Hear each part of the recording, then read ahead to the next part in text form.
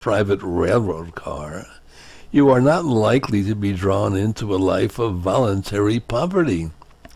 But if your mother opens your home to the poor 3 days a week, and your father spends half an hour each evening in prayer, it is not impossible that you will devote your life to the poor and give away millions of dollars. Katherine Drexel did just that. Born in Philadelphia in 1858, she had an excellent education and traveled widely. As a rich girl, Katherine also had a grand debut into society. But when she nursed her stepmother through a 3-year terminal illness, she saw that all the Drexel money could not buy safety from pain or death, and her life took a profound turn. Katherine had always been interested in the plight of the Indians, having been appalled by what she read in Helen Hunt Jackson's A Century of Dishonor. While on a European tour, she met Pope Leo XIII and asked him to send more missionaries to Wyoming for her friend Bishop James O'Connor. The Pope replied, "Why don't you become a missionary?"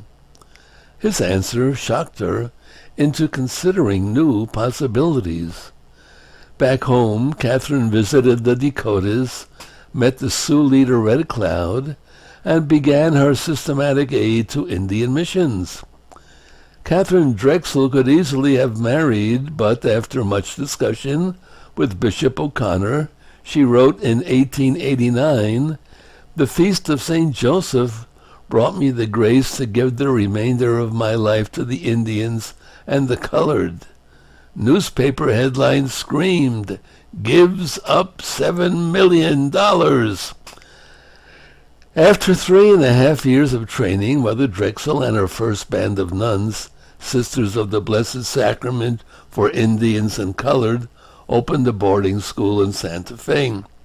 A string of foundations followed. By 1942, she had a system of black Catholic schools in 13 states, plus 40 mission centers and 23 rural schools. Segregationists harassed her work, even burning a school in Pennsylvania.